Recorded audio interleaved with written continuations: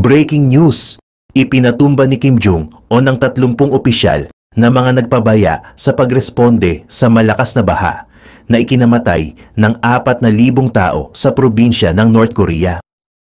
Iniulat na pinatay ng North Korea ang 30 opisyal noong nakaraang buwan dahil sa kanilang umano'y kabiguan na maibsan ang pinsalang idinulot ng baha at pagguho ng lupa na ikinamatay ng higit sa 4,000 katao.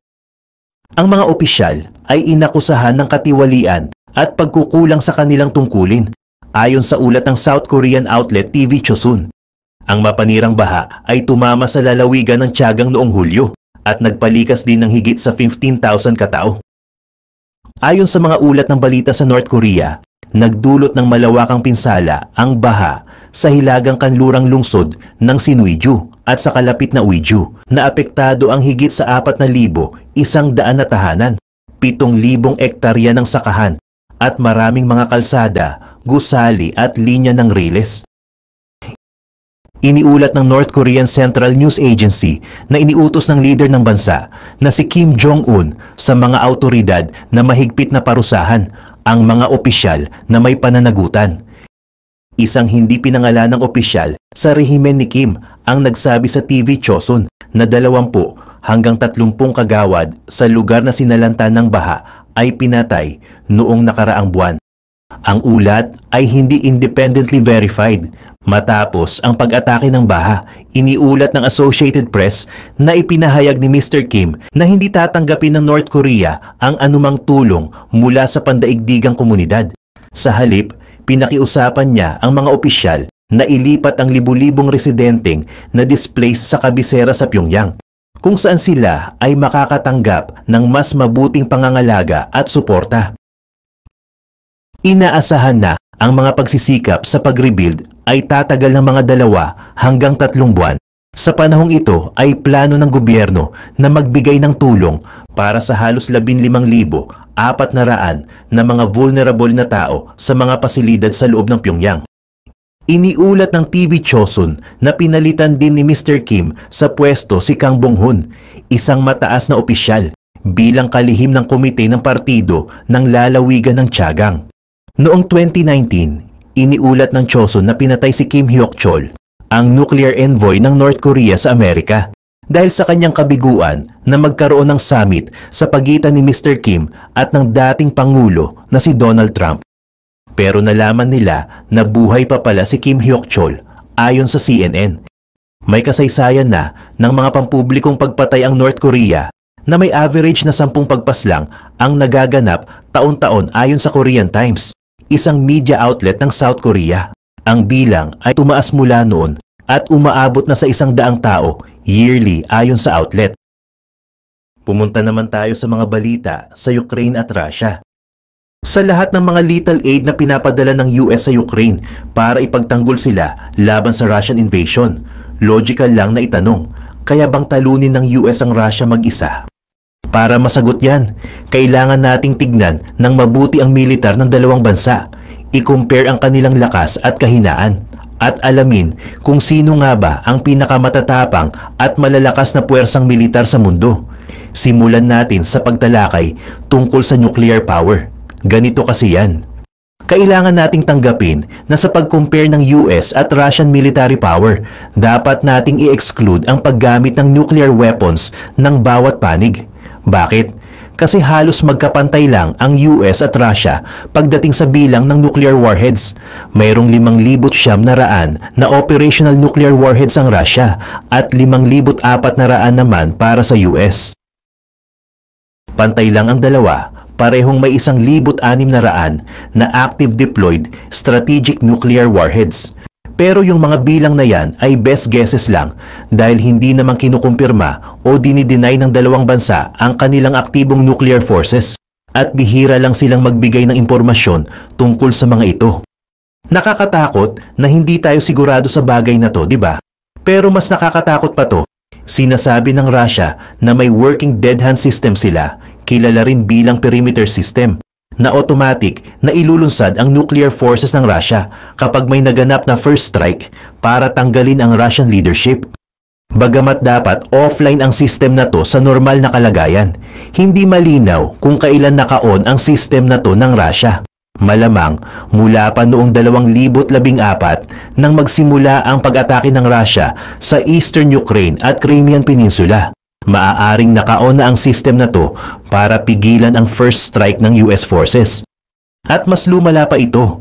Noong Pebrero 2022 nang ilagay ni Putin sa high alert ang buong nuclear forces ng Russia kasunod ng invasion ng Ukraine at ang suporta ng NATO at ng kanluran sa mga defenders.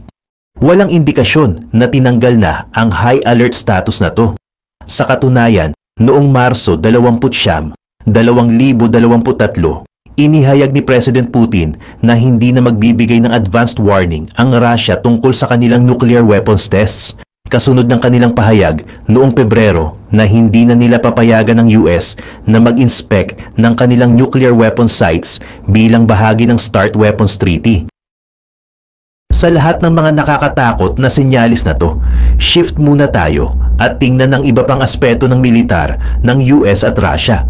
Sino sa tingin mo ang may pinakamalakas na army, budget at weaponry? Simple lang ang sagot, walang laban. Ang US military ay sobrang superior kumpara sa kaya ng Russia.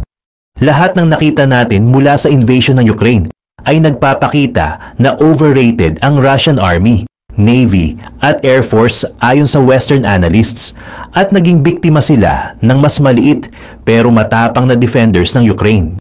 Yung natira sa dating kinakatakutang militar ng Russia ay unti-unting nauubos, mas mabilis kaysa sa kaya nilang palitan. Pero hindi naman lagi ganito. Noong Cold War, halos magkapantay lang ang Soviet Union at ang US pagdating sa conventional forces, lalo na sa bilang. Mas marami ang tanks at artillery ng USSR, lalo na sa mga lugar na malapit sa Western Europe at sa NATO member countries, habang mas malaki at advanced naman ang Air Force, Navy at Special Forces ng US. Pero mula noong nag-break up ang Soviet Union noong 1991, lumayo ng husto ang pagitan ng dalawang panig pagdating sa pagiging advanced ng kanilang mga tangke at eroplano, pagiging maaasahan ng kanilang state-of-the-art weapon systems, at kakayahan nilang mag-project ng power sa ibang rehiyon at spheres of influence. Halimbawa, ang Russia ay may isang gumaganang aircraft carrier lang, ang Admiral Kuznetsov, isang luma at fuel oil burning na barko na inilunsad noong 1985 na ginawa pa sa Ukraine. Maraming seryosong aksidente na ang nangyari sa barkong ito, mula sa sunog sa barko hanggang sa pagbagsak ng repair cranes sa flight deck nito habang inaayos. Kapag naglalayag ito, hindi ito lumalayo sa home port nito nang walang kasamang seagoing tag para hilahin ito pabalik. Sa ngayon, hindi pa ito deployed dahil patuloy itong inaayos sa dry docks mula pa noong 2018 at kilala itong nagiiwan ng makapal na usok dahil hindi masunog ng maayos ng mga boiler nito ang mababang kalidad ng fuel. Ang barkong ito para sa mga puwersa ng dagat ng mundo. Pero ito na ang pinakamalaking capital ship na may Russia, kaya gagawin nila ang lahat para lang mapanatili ito.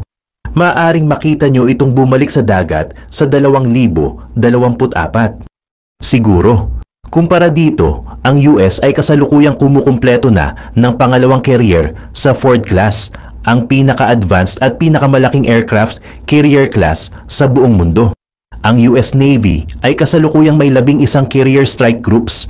Bawat isa ay binubuo ng isang nuclear-powered carrier.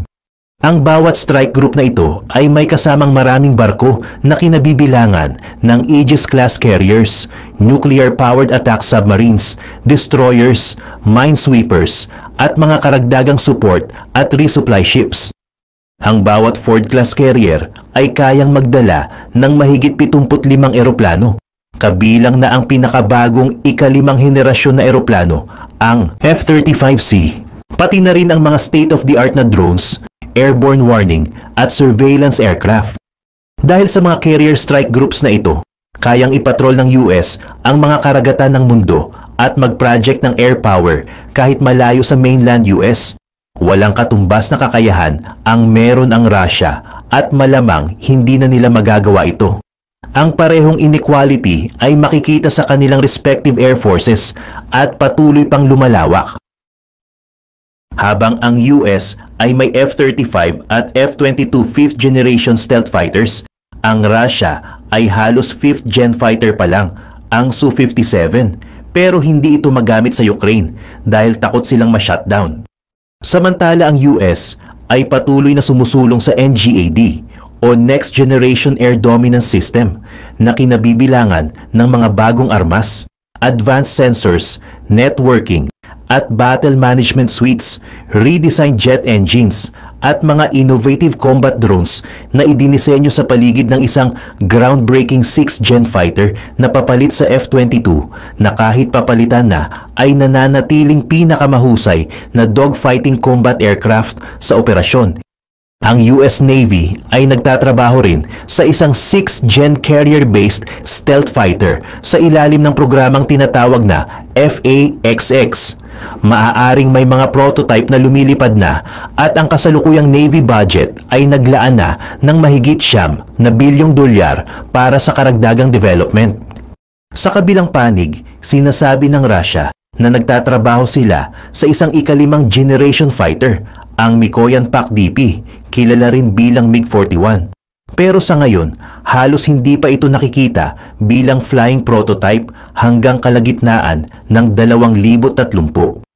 Tapos may mga respective tank forces din. Ang US Abrams tank, bagamat hindi ang pinakamagaling sa mundo dahil may nagsasabing ang Israeli Makava, German Leopard 2 o British Challenger 2 ang nangunguna, ay battle-tested na simula pa noong Gulf War noong 1900 at 1970 at patuloy na ini-upgrade at pinapabuti. Sa kasalukuyan, ang Abrams M1A2 System Enhancement Package version 4 ay may 3rd generation, 3-gen FLIR, forward-looking infrared, advanced optics na nagbibigay daan sa tank commanders na matukoy at atakihin ang mga target mula sa mas malayong distansya. Siyempre, ang mga Russian fanboys ay magmamalaki ng kanilang T-14 Armata bilang pinakamahusay na tangke sa mundo. Pero, teka, saan ba tayo magsisimula? Ang tangke na ito ay dinisenyo sa paligid ng A85-3 engine na isang kopya ng X-shaped na German engine na hindi naman talaga dinisenyo para sa tank propulsion. Ang electronics at computer controls ng tangke ay nahihirapan dahil sa kakulangan ng advanced computer chips na sa ilalim ng Western sanctions ay naging malaking problema para sa ekonomiya ng Russia. Ang mga captured Russian drones ay nagpapakita na desperado na sila sa computer chips, kaya ginagamit na nila ang mga nakaw na Swedish traffic cameras para sa mga ito. Kung wala silang consistent na supply ng computer chips, walang paraan para makagawa ng mass-produced na armata. Kung hindi pa ito sapat na masama, ang production company ng armata, UVZ, ay abala sa pag-upgrade ng mga lumang T-62s at sa pagsuporta sa overworked na T-72B3 at T-90M assembly lines. Kasalukuyan, anumang armatas na ginagawa ay ginagawa ito ng mano-mano. Maaaring okay ito para sa limited production ng Rolls-Royces at Lamborghinis, pero hindi ito maganda para sa mass-produced battlefield weapons platform, sa kawalan ng armata sa Ukraine, at sa mas malaking pag-asa sa mga outdated at poorly retrofitted Soviet-era models. Mas malayo ang kalamangan ng Abrams kumpara sa karamihan ng surviving Russian tank forces. Sinasabing surviving dahil hanggang Marso 2023 nawala na ng Russia ang hindi bababa sa 1,100 main battle tanks. Mula sa mga upgraded pero luma pa ring T-72s hanggang sa mga 58 na mas modernong T-90s. Ibig sabihin, higit sa kalahati ng kanilang pre-invasion active tank force ang nawasak o na-capture. At ito pa lang ay mga na-verify ng mga Western observers tulad ng Oryx team ng open source analysts. Ayon sa London-based International Institute for Strategic Studies, ang total na maaaring mas mataas pa ng 20% hanggang 40%. Desperado na ang Russia para sa mga replacement tanks, kaya naglalabas na sila ng hindi lang T-62s mula sa kanilang mothball tank graveyards. kundi pati mga 75-year-old T-54s at 55s mula noong March 23, 2023. Parang iniisip na ng US na ibalik ang mga lumang M47 at M48 tanks mula pa noong Korean War. Pero hindi doon natatapos ang problema ng Russia. Nawala rin nila ang halos 800 infantry fighting vehicles, lightly armored trucks at transports, 2,200 armored fighting vehicles, gaya ng MBT, MBD at BTR models, 230 mobile command posts at communication units, 300 engineering vehicles, 190 towed artillery pieces at 370 self-propelled artillery, 190 multiple rocket launchers o MLRS, 100 surface-to-air systems at 2,300 unarmored transports, jeeps at iba pang vehicles. Sa totoo lang, mas madali nang bilangin kung ano pa ang natitirang tanks at vehicles sa Russia kaysa habulin kung ilan na ang nawala. At lahat ng ito nangyari hindi sa laban kontra NATO o US, kundi laban sa mas maliit na Ukraine at sa loob lang ng mahigit isang taon. Kapag lumilipad naman ang Russian Air Force sa labanan, nagkakaroon din sila ng mataas na casualties.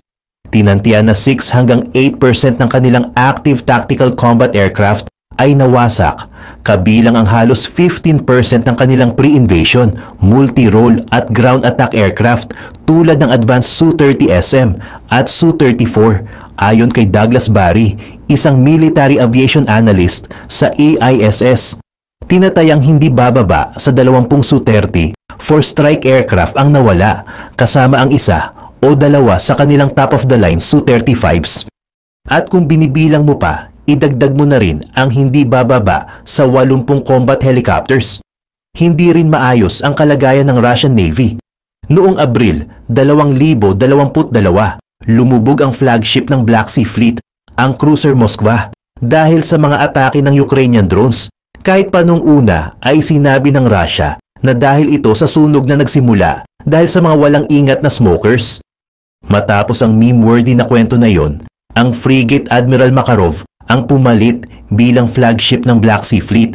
Pero inatake rin ito pagkalipas ng wala pang isang buwan noong Mayo 2022. Hindi pa ito kumpirmado, pero maaaring hindi na magamit ang Makarov.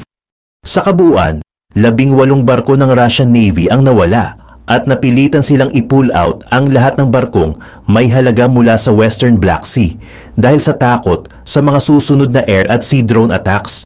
Hindi ito magandang resulta para sa isang bansa na opisyal na walang Navy. At pagdating sa troop losses, ayon sa ilang estimates, nasa 200,000 hanggang 270,000 na sundalo ang nawala ng Russia, killed, wounded, missing o captured sa invasion ng Ukraine. At dahil halos 2 milyong kalalakihan ng draftable age ang umalis ng bansa para makaiwas sa unang conscription ni Putin noong 2022, hindi madaling mapapalitan ang mga troops na iyon. Gayun din ang daan-daang trained pilots at highly trained elite paratroopers at special forces na napatay sa unang mga araw ng digmaan sa bigong pag-atake sa Hostomel Airport at sa parehong disastrous na pagtatangka na patayin si President Zelensky. Dahil hindi kayang mag-develop ng Russian Army ng independent na think for yourself, NCO cadre, napilitang umasa sila sa mas mataas na liderato para mag-isip para sa frontline troops. Kaya nakapagtataka na 14 na generals ang kumpirmadong namatay sa labanan. Noong Mayo 2022 pa lang, inamin ng Moscow na nawalan na sila ng mahigit 300 high-ranking officers. Isang katlo ng kanilang senior staff tulad ng colonels, lieutenant colonels at majors. At ito ay mula lamang sa isang taon ng laban kontra sa isang military na maaaring ituring na second tier kahit na sobra-sobra ang ipinapakitang tapang ng Ukraine sa labanan. Maraming dahilan kung bakit palpak ang Russian military. Institutional kleptocracy sa pagitan ng 30% hanggang 40% ng taunang military budget ng Russia ay napupunta sa mga oligarchs, commanders at maging kay Putin mismo na may tinatayang yaman na mahigit $200 bilyong. Hindi mo pwedeng asahan na gumagana ng maayos ang reactive armor ng mga tangke mo kung ang perang nakalaan para sa explosives ay ginastos para bumili ng egg carton at cardboard na ipinalit sa mga pouch kung saan dapat ilalagay ang explosives. Outdated tactics dahil sa matinding pagkasira ng kanilang military, kapwa sa bilang at kalidad, mas umaasa na ngayon ang Russia sa World War I tactics tulad ng massed artillery barrages at human wave attacks. Nagbibigay ang mga Russian commanders ng top-down commands na madalas walang kamalayan sa kasalukuyang logistics ng battlefield. Ito ay dahil sa kakulangan ng Russia na bumuo ng isang edukado at well-trained NCO Corp na umaasa ang lahat ng ibang Western nations. Inability to adjust, tila hindi natututo ang Russia mula sa kanilang mga pagkakamali. Nakipaglaban sila sa mga labanan kung saan nagsisiksikan ang mga tangke nila at naging madaling target para sa Ukrainian artillery na aided pa ng spotter drones o kaya ay dumaan lang sa mga minefields na walang pakialam sa magiging resulta. Pag-uusapan natin ang isang halimbawa nito sa Battle of the Seviesky Donets. Kawalan ng flexibility na ito ay resulta rin ng kakulangan ng maayos na trained NCO Corps na sana'y kayang mag-adjust ng kanilang mga taktika sa punto ng labanan. Ang tanging elemento ng Russian Armed Forces na mukhang maaasahan ni Putin ay ang kanilang nuclear arm. At gaya ng napag-usapan natin, hindi muna natin ito isasama sa ating diskusyon. Ngunit patuloy na iniingatan ni Putin ang kanyang nuclear sabers sa tuwing may pagkakataon na parang iyon na lang ang natitirang paraan niya para mapigilan ang NATO at US na maglagay ng boots on the ground sa Ukraine. Ngunit malinaw mula sa labanan na hindi na kailangan ng Ukraine ng dagdag na troops, kundi ang mga advanced weaponry at ammunition na patuloy na pumapasok sa bansa habang tayo ay nag-uusap. May tatlong kamakailang labanan na nagpapakita ng nakakagulat na kakulangan ng Russia sa modern warfare. Ang Battle for Antonov Airport, Pebrero 24, 2022. Sa loob ng ilang oras matapos ang anunsyo ni President Putin ng kanyang invasion ng Ukraine, ang kanyang special military operation, nagkaroon ng coordinated effort na maglunsad ng paratroopers na kilala bilang VDV at iba pang special forces sa Kyiv Antonov Airport. Kilala rin bilang Hostomel Airport na ipinangalan sa lungsod kung saan ito matatagpuan. Tinatayang 30 hanggang 40 Russian helicopters ang namuno sa airborne invasion, suportado ng ilang fighter aircraft. Kung naging matagumpay ito, magiging daan ito para sa mga 276 troop transports na magdala ng libu-libong reinforcements at sasakupin sana ang mahalagang rehiyon na 10 kilometro lang ang layo mula sa kabisera ng Ukraine. Sa halip, hinarap ng Ukrainian resistance ang unang mga umaatake at matapos mawala ang initial surprise, dumating ang Ukrainian mechanized reinforcements at nagawang palibutan ang paliparan at eliminahin ang hindi bababa sa 200 VDV sa loob ng ilang araw. Samantala, ang Ukrainian artillery ay nag-crater sa runway, kaya't hindi na ito magagamit para sa planong paglapag ng ikalawang 76 na transport. Nagtagal pa ng ilang linggo ang VDV troops, suportado ng ilang tangke at ibang vehicles na nakalusot sa Ukrainian resistance northwest ng Kyiv at nagawang kumonekta sa mga puwersa ng Russia sa paligid ng paliparan. Ang ilan sa mga ito ay nagkalat sa mga kalapit na bayan ng Irpin at Bukha. Gayunpaman, ang pangunahing kolum ng mga Russian tank at reinforcements na papunta mula sa Belarus na may bilang na hanggang 15,000 tropa ay hindi nakarating sa paliparan at na traffic. Mahigit 40 kilometro ang haba sa hindi maayos na planadong ataking ito na hindi sinuportahan ng maayos at hindi mahusay na pinamahalaan. Sinayang ni Putin ang pinakamahusay sa kanyang elite paratroops, pati na ang pagkakataong magkaroon ng mabilis na decapitating strike sa kabisera ng Ukraine. Ko na nga pala ay ang Tala. Ito ay ang one of the best din na loan application. As of now, ay nakakapag-load na ako dito ng 25,000 pesos at napakaliit lang din ng interest. Pero dito, pag na-late ka na pagbabayad, is meron din sa'yo mag-i-email at tatawag at magte-text na magpapaalala na malapit na yung due date mo. Pero kung nakalagpas ka nga sa due date mo, ay napaka-professional naman kausap ng mga customer service ng Tala. Dito, pwede mo silang kausapin. Or pwede mo silang kausapin, sabihin mo yung talagang reason mo, bakit ka na late ng pagbabayad. At mababait naman sila. So ayun, dito meron din matatanggap na rewards. Ang laki ng rewards dito, 200 pesos. Pag shinare mo yung link mo sa iba, tapos nag-click sila dyan at nag-loan sa pamamagitan ng link mo, pag nagbayad sila, doon ka nila bibigyan ng 200 pesos. Pero hindi mo yun mawi-withdraw. Makukuha mo yun pag nag-loan ka sa kanila. Kumbaga, yung loan amount mo ay babawasan nila ng 200 pesos. Ganun yung reward system ng Tala.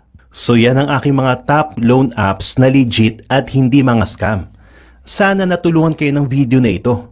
Comment nyo naman kung may mga experience na kayo sa mga nabanggit kong loan apps. Hanggang sa muli!